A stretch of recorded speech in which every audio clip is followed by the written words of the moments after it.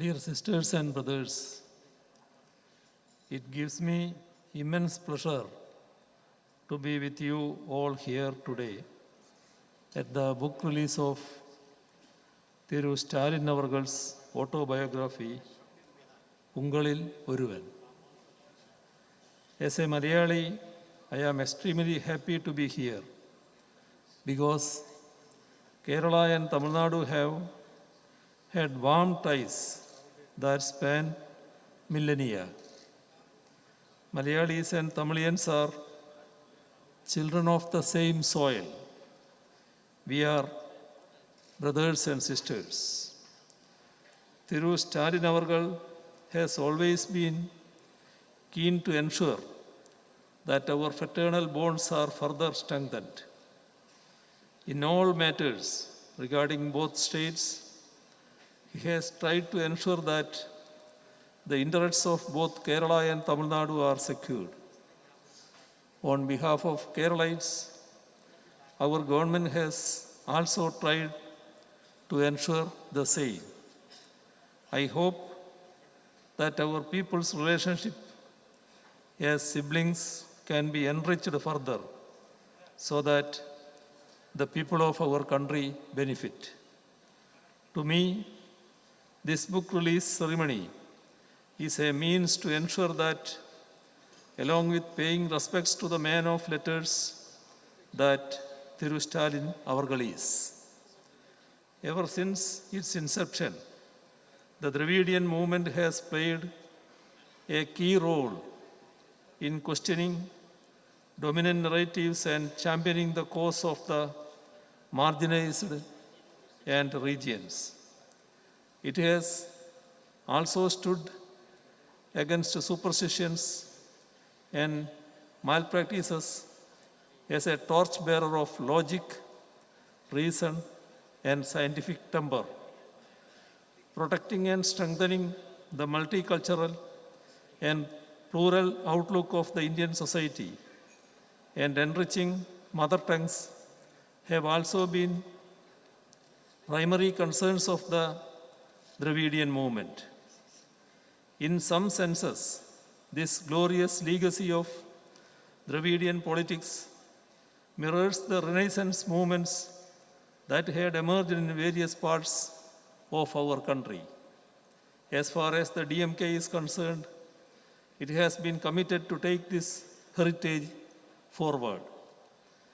Much like it had in Kalaignar Karunanidhi, in Thiru Stalin Avargal, the DMK has an able and seasoned leader who has risen from within the ranks of the party and can take it forward, battling the present challenges that our polity and society face. He spent several years as a youth leader before becoming a state-level leader and ultimately taking over the reins of the party. Even as an elected representative, he started right from the grassroots in the Chennai Corporation. Later on, it was after stints as the Minister for Municipal Administration and Rural Development, Deputy Chief Minister, and the leader of opposition that he assumed the chief ministership of Tamil Nadu. His vast experience in standing with the people at different levels is certainly being reflected in his leadership today, which reminds us of his illustrious father's inimitable style. Thiru Stalin Avargal is one among the first in the country who stands up in defense of federalism whenever it comes under attack. When the rights and powers of states are sought to be trampled upon, he stands unflinchingly to secure them. When India's different cultures, languages, and faiths are belittled and sidelined, he is unequivocal in championing them.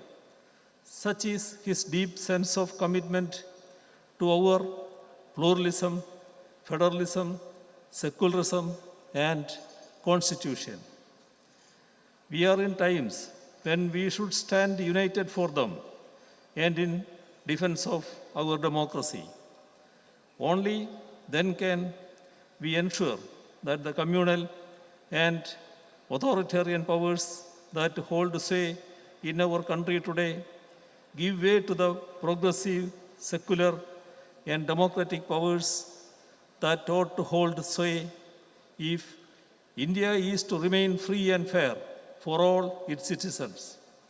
I am sure that he will continue to fight for the same in the times to come too. Both Stalin Avargal and I had been imprisoned under draconian laws and tortured during the emergency. As people who have been deprived of our basic freedoms for standing up against injustices, fighting for the freedom of those who have been oppressed by the system comes naturally to us. This has been reflected in his interventions for the backward communities and students. He has been in the thick of coordinating the fight against those who are misusing the system to divide us and oppress us. And in that joint fight, he has displayed statesmanship by bringing more allies into its fold and accommodating them based on ground realities. In the first part of Stalin Avargal's autobiography, Ungalil Oruvan, that is being released today. It is a detailed account of the first 23 years of his life, right from his birth to his incarceration during the national emergency.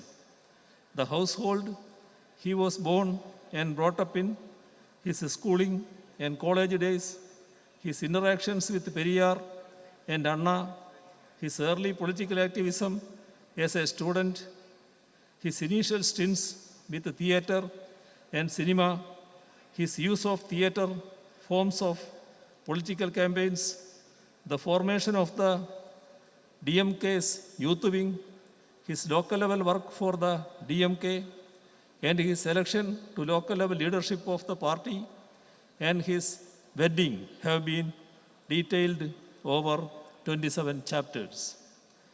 Ungalil Oruvan is not simply an account of the personal life of Stalin Avargal. It is a first-hand account of the social and political history of the state of Tamil Nadu. It gives us a glimpse of the literacy and cultural activism that is intertwined with Dravidian politics. It gives us an insider's take on how Dravidian politics made inroads into the youth and students of Tamil Nadu. It offers insights on the idea of self-respect, a cornerstone of the Dravidian movement. It delves into the struggles organized to protect one's mother tongue and freedom as well, with the churnings in India's polity and society during the 1960s and 70s. Let me conclude by reciting the Sikh poet Thiruvallur.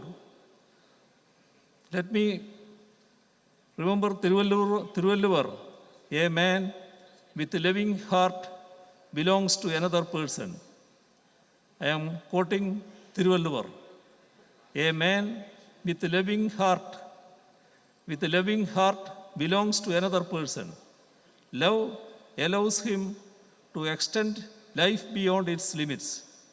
If you go through this autobiography, I am sure you will find a great man who has immense concern for his fellow beings. His love, concern, and affection towards the people truly get reflected in this book. Without an iota of doubt, I can say that Stalin Avargal belongs not just to him alone, but to the society as a whole. It is against this backdrop that the title of the book, Ungalil Oruvan, becomes meaningful in every sense. As someone who has always tried to read as many books as possible, I can undoubtedly say that I am eagerly waiting for the subsequent parts of Ungalil Oruvan. Part 1 certainly provides a sneak peek into what is to follow. By reading this book, one will be touching the man, Hindustan Avargal. I hope that this autobiography, which makes a good read, will be well received by the public. I express my gratitude for inviting me also to be a part of this book release ceremony and convey my best wishes to the author, Brother Stalin. I gather that it is his birthday tomorrow. Let me also extend advance birthday greetings to him. Thank you.